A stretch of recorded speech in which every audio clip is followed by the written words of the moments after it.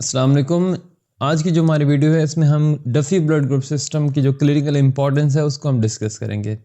इससे पहले मैंने जो वीडियो बनाई थी उसमें हमने डफ़ी ब्लड ग्रुप सिस्टम को डिटेल में डिस्कस किया था, जिसमें हमने देखा था कि डफ़ी ब्लड ग्रुप सिस्टम में कौन कौन से एंटीजन होते हैं, उसमें एंटीबॉडीज़ कौन सी प्रोड्यूस होती हैं, उसकी जीनोटाइप क्या होती है और उसकी बायोकेमिस्ट्री क्या होती है। तो अगर आप लोगों ने वो वीडियो नहीं देखी तो उस वीडियो का लिंक आप लोगों को डिस्क्रिप्शन में मिल जाएगा। तो जो आज की वीडियो है इसमें हम क्लिनिकल इंपॉर्टेंस को हम डिस्कस करेंगे। तो टॉपिक स्टार्ट करने से पहले अगर आप लोगों ने मेरे चैनल सब्सक्राइब नहीं किया तो मेरे चैनल को सब्सक्राइब करें और अपने दोस्तों के साथ शेयर करें। तो चलिए अब हम वीडियो स्टार्ट करते हैं।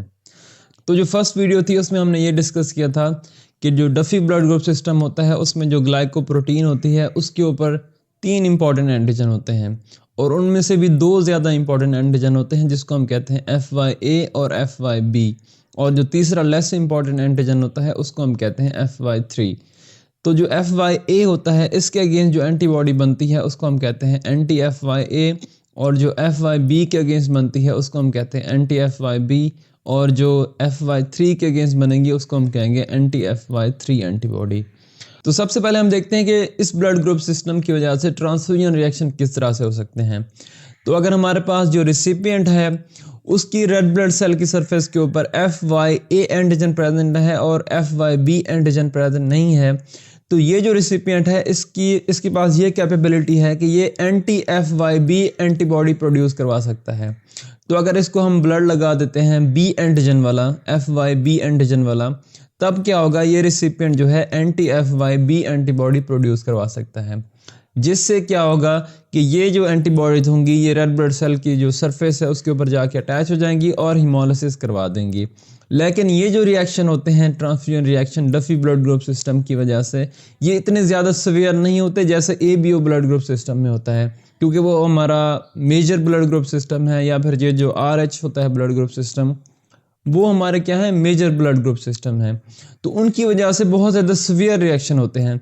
तो ये जो होते हैं ये इतने ज़्यादा सीवियर रिएक्शन नहीं काज करवा सकते, क्योंकि ये जो एंटीजन होते हैं ये इतने ज़्यादा इम्यूनोजेनिक नहीं होते। तो अगर इन एंटीजन्स का बार बार एक्सपोजर होगा रेसिपिएंट में, जैसा कि सिकल सेल एनीमिक पेशेंट होते हैं या दूसरे पेशेंट जिनको रेगुलर ट्रांसफ्यूजन की ज़रूरत होती है, तो उनमें जब बार बार एंटीजन का एक्सपोजर होता है तब क्या हो सकता है कि वो जो रेसिपिएंट होगा वो बहुत ज़्यादा अमाउंट में एंटीबॉडी प्रोड्यूस करवा सकता है। तो उस केस में क्या हो सकता है, हाईली जो है सीवियर हेमोलिटिक रिएक्शन हो सकते हैं। इसी तरह दूसरी पॉसिबिलिटी क्या हो सकती है कि अगर हमारा रेसिपिएंट जो है उसके पास A एंटीजन नहीं है, FYA एंटीजन नहीं है, लेकिन B एंटीजन प्रेजेंट है और उसको हम ब्लड लगा देते हैं FYA एंटीजन वाला, तब वो रेसिपिएंट क्या करेगा, एंटी FYA एंटीबॉडी जो है वो प्रोड्यूस करवाएगा और इससे भी क्या हो सकता है, हेमोलिटिक रिएक्शन हो सकता है। तो इस चीज़ से बचने के लिए हम एक तो ये जो एक आसान तरीका ये है कि हम क्या कर सकते हैं कि जो एंटी कमर्शियली अवेलेबल एंटीबॉडीज़ होती हैं एंटी FYA और एंटी FYB, उसकी मदद से हम इनको क्लासीफाई कर सकते हैं। इसकी ये जो डफ़ी ब्लड ग्रुप सिस्टम है इसकी हम ग्रुपिंग करवा सकते हैं। वो किस तरह से, जैसे आप देख सकते हैं कि हमारे पास यहाँ पे 2 ड्रॉप्स हैं और हमारे पास एक एंटीबॉडी हमारे पास है एंटी FYA और दूसरी एंटीबॉडी है एंटी FYB। तो हम क्या करेंगे, इसका रिएक्शन करवाएंगे इस हमारा जो ब्लड है उसके साथ इस एंटीबॉडी का। अगर तो यहाँ पे ये इसकी जो है वहाँ यहाँ पे अटैचमेंट हो जाती है इस एंटीबॉडी की, यानी कि एग्लूटिनेशन हो जाती है, तो ये क्या हो जाएगा, A पॉजिटिव होगा, FYA पॉजिटिव, और अगर यहाँ पे भी हो जाती है तो ये क्या होगा, FYB पॉजिटिव, और अगर नहीं होगी तो ये होगा FYA नेगेटिव, और यहाँ पे भी अगर नहीं होगी तो यहाँ पे ये क्या हो जाएगा, FYB नेगेटिव। ये उसी तरह से है जैसे हम ABO ब्लड ग्रुपिंग करते हैं। लेकिन हमें प्रॉब्लम कहाँ पे आती है, ये जो केस होता है FYA नेगेटिव B नेगेटिव। तो फर्स्ट वीडियो में हमने ये देखा था कि ये जो पर्सन होते हैं जिनकी फिनोटाइप A नेगेटिव और B नेगेटिव होती है, यानी FYA नेगेटिव और FYB नेगेटिव होते हैं, इनमें जो एंटीबॉडी और जो एंटीजन की जो डिस्ट्रीब्यूशन होती है वो बिल्कुल डिफरेंट होती है। यानी कि जो नॉर्मल होता है, जैसे अगर आप कंसीडर यहाँ पे करें कि अगर एक पर्सन है A नेगेटिव और B नेगेटिव, तो इसमें दोनों तरह की एंटीबॉडीज़ होंगी, FYA भी होगी और FYB बी एंटीबॉडी भी होगी, लेकिन ऐसा नहीं होता। वो किस वजह से, उसमें हमने फर्स्ट वीडियो में डिटेल में देखा था कि 2 तरह की म्यूटेशन होती हैं। एक जो अफ्रीकन होते हैं उनमें जो म्यूटेशन होती है, तब क्या होता है कि यहाँ पे ये जो प्रोटीन कोड कर रही होती है FYB जीन को, उसमें जो प्रोमोटर रीजन होता है वहाँ पे क्या हो जाती है, म्यूटेशन आ जाती है। तो जब यहाँ पे म्यूटेशन होती है तो ये जो कोडिंग सीक्वेंस है ये एक्सप्रेस नहीं हो पाता। तो नॉर्मली क्या होता है कि जो रेड ब्लड सेल होते हैं और जो दूसरे हमारी बॉडी के सेल होते हैं, उन दोनों के ऊपर जो ग्लाइकोप्रोटीन होती है, डफी ब्लड ग्रुप सिस्टम की जो ग्लाइकोप्रोटीन होती है वो एक्सप्रेस होती है, जिसकी वजह से FYB एंटीजन या फिर जो FYA एंटीजन होता है और F3 एंटीजन जो है वो एक्सप्रेस हो रहा होता है। लेकिन जो अफ्रीकन होते हैं उस केस में क्या होता है कि जो रेड ब्लड सेल होते हैं वो इस म्यूटेशन की वजह से क्या होता है कि ये जो ग्लाइकोप्रोटीन होती है ये एक्सप्रेस नहीं हो पाती। सिर्फ जो नॉर्मल हमारे बॉडी के सेल होते हैं, यानी कि रेड ब्लड सेल के अलावा जो दूसरे सेल होते हैं, उनकी सरफेस के ऊपर वो जो ग्लाइकोप्रोटीन होती है वो एक्सप्रेस होती है। तो इसी वजह से जो दूसरे सेल होते हैं उनकी सरफेस के ऊपर FYB जो एंटीजन है वो भी एक्सप्रेस होता है और F3 एंटीजन जो है वो भी एक्सप्रेस होता है। तो अब क्योंकि यहाँ पे जस्ट FYA एंटीजन नहीं होता तो उन पर्सन में एंटी FYA प्रेजेंट होती है। इस तरह दूसरी पॉसिबिलिटी क्या थी कि जो वाइट्स होते हैं अगर उनमें म्यूटेटेड फॉर्म होगी FYB जीन की, तो उन दोनों में क्या होता है कि जो रेड ब्लड सेल होते हैं और जो दूसरी बॉडी के सेल होते हैं उन दोनों के ऊपर जो है वो ग्लाइकोप्रोटीन एक्सप्रेस नहीं होती। तो इसी वजह से इनकी सरफेस के ऊपर ना ही FYB एंटीजन होता है, ना ही FYA एंटीजन होता है और ना ही F3 एंटीजन होता है। तो इसी वजह से इन लोगों में तीनों तरह की एंटीबॉडी प्रोड्यूस होती हैं। अब इस केस में हम नॉर्मल जो है वो ब्लड ग्रुपिंग एंटी FYA या एंटी FYB की मदद से हम ब्लड ग्रुपिंग नहीं कर सकते। तो इनकी हम ग्रुपिंग किस तरह से करते हैं, हम जीनोटाइप की मदद से करते हैं।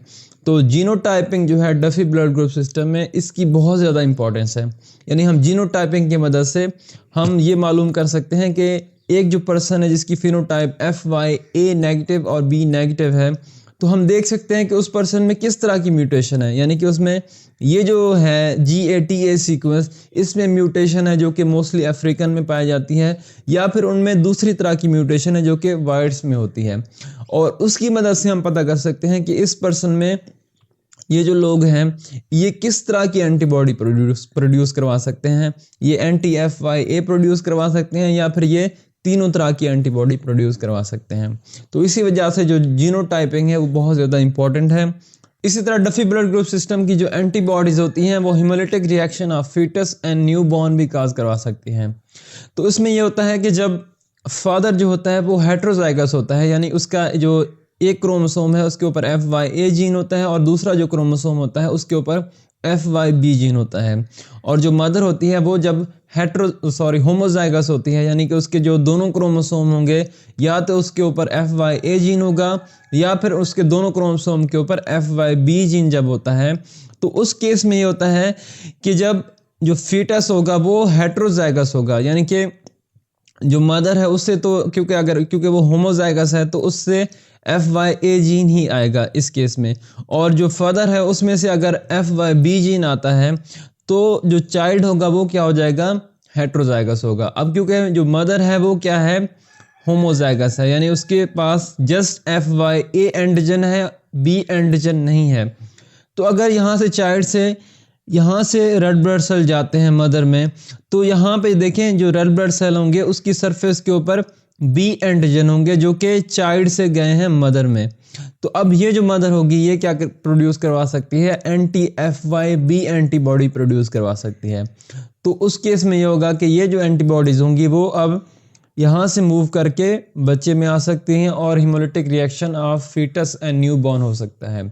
अगर आप लोगों को HDFN का नहीं पता तो इस पर मैंने डिटेल में वीडियो बनाई हुई है और उस वीडियो का लिंक आप लोगों को डिस्क्रिप्शन में मिल जाएगा। इसी तरह दूसरा केस क्या हो सकता है, इस केस में जैसे आप देख सकते हैं कि यहाँ पे जो मदर है वो क्या है, उसके पास A एंटीजन नहीं है, B एंटीजन है। तो ये जो मदर है ये एंटी FYB एंटीबॉडी प्रोड्यूस करवा सकती है। तो यहाँ पे जो चाइल्ड है वो क्या है, हेट्रोजाइगस है। तो अगर यहाँ से भी ब्लड जाएगा मदर में तो यहाँ पे ये जो ए एंटीजन है FYA एंटीजन, इसका एक्सपायर होगा और ये जो मदर होगी ये एंटी FYA एंटीबॉडी प्रोड्यूस करवाएगी और जो कि क्या होंगी, हार्मफुल हो सकती है फीटस के लिए। तो ये जो केस है जिसमें फादर हेट्रोजाइगस होता है और मदर होमोजाइगस होती है, तो इस केस में हम क्या करते हैं, फीटस की ब्लड ग्रुपिंग करते हैं। किस तरह से, हम जो अम्नियोटिक फ्लूइड होता है उसकी हम सैम्पलिंग करते हैं और फिर उसकी हम क्या करवाते हैं, जीनोटाइपिंग करवाते हैं और इस जीनोटाइपिंग से हम कंफर्म करवा सकते हैं कि जो फीटस है इसमें हिमोलिटिक रिएक्शन हो सकता है या नहीं हो सकता। तो डफी ब्लड ग्रुप सिस्टम की जो क्लिनिकल इंपॉर्टेंस है वो यहाँ तक नहीं रुकती, बल्कि क्या है कि जो रेड ब्लड सेल होते हैं जिसकी सरफेस के ऊपर डफी एंटीजन होता है या जो डफी ग्लाइकोप्रोटीन होती है जिसको हम Duffy antigen receptor for chemokines भी कहते हैं, तो ये रिसेप्टर का काम करती है प्लाज्मोडियम वाइवेक्स के लिए, जो कि एक मलेरियल पैरासाइट है। तो जैसे हमें पता है कि जो अफ्रीकन होते हैं उनमें क्या होता है, FY जो बी जीन होता है वो म्यूटेटेड होता है। तो इस म्यूटेशन की वजह से क्या होता है कि ये जो होती है DARC जो है ग्लाइकोप्रोटीन या जो डफी एंटीजन जो है ग्लाइकोप्रोटीन है, ये एक्सप्रेस नहीं हो पाती। तो जब ये एक्सप्रेस नहीं होती तो ये जो होता है प्लाज्मोडियम वाइवेक्स, ये इस रेड ब्लड सेल के ऊपर अटैच नहीं हो पाता। तो इसी वजह से क्या होता है कि जो वेस्ट अफ्रीकन होते हैं वो मोस्टली क्या होते हैं, प्लाज्मोडियम वाइवेक्स के अगेंस्ट क्या होते हैं, रेजिस्टेंट होते हैं। इसी तरह ये जो है glycoprotein Duffy antigen receptor for कीमोकाइन, ये कीमोकाइंस के लिए भी रिसेप्टर का काम करती हैं। यानी कि जब इन्फ्लेमेशन होती है और हमारे जो इम्यून सेल होते हैं वो बहुत ज़्यादा अमाउंट में जब केमिकल मीडिएटर को रिलीज़ करवाते हैं या कीमोकाइन को रिलीज़ करवाते हैं, तो ये क्या करते हैं, ये उन केमिकल मीडिएटर को, ये जो है डफी एंटीजन रिसेप्टर फॉर कीमोकाइन, ये उन केमिकल मीडिएटर को अपने सरफेस के ऊपर जाके अटैच करवा लेती है। और बहुत सी रिसर्च के अकॉर्डिंग ये जो होता है रिसेप्टर, ये सिंक का काम करता है। यानी कि जब इन्फ्लेमेशन बहुत ज़्यादा हो जाती है तो उन जो है केमिकल मीडिएटर या जो कीमोकाइन है उनको न्यूट्रलाइज करने के लिए ये क्या करती है, उनको अपनी सरफेस के ऊपर अटैच करवा लेती है ताकि हमारी बॉडी के अंदर बहुत ज़्यादा केमिकल मीडिएटर फैल ना सके। अगर तो केमिकल मीडिएटर बहुत ज़्यादा हो जाएंगे हमारी बॉडी में तो उससे क्या हो सकता है कि जो इन्फ्लेमेशन है वो अनकंट्रोल्ड हो सकती है और उससे क्या हो सकता है, हमारी बॉडी को नुकसान हो सकता है। तो आई होप आप लोगों को आज की जो वीडियो है जो कि क्लिनिकल इंपॉर्टेंस पे थी डफी ब्लड ग्रुप सिस्टम के, तो अच्छी लगी होगी। अगर आप लोगों को वीडियो पसंद आई है तो मेरे चैनल को सब्सक्राइब करें, इस वीडियो को अपने दोस्तों के साथ शेयर करें और जो नेक्स्ट वीडियो होगी उसमें हम जो डिफरेंट और ब्लड ग्रुप सिस्टम है, जैसा कि किड ब्लड ग्रुप सिस्टम है, कैल ब्लड ग्रुप सिस्टम है, पी ब्लड ग्रुप सिस्टम है, उस पे मैं अब डिटेल में अलग अलग वीडियो बनाऊंगा। तो इंशाल्लाह मिलते हैं फिर नेक्स्ट वीडियो में। और आप लोगों ने मेरे चैनल से लाजमी सब्सक्राइब करना है और अपने दोस्तों को भी लाजमी शेयर करना है। इससे क्या होगा कि एक तो ऑडियंस जो है वो मेरी थोड़ी बढ़ जाएगी, जब ऑडियंस बढ़ेगी तो और मैं अच्छी मज़ीद वीडियो बनाऊँगा, तो इसमें आप लोगों का भी फ़ायदा है और मेरा भी फ़ायदा होगा। तो तब तक अपना ख्याल रखें, मिलते हैं नेक्स्ट वीडियो में। अल्लाह हाफ़िज़।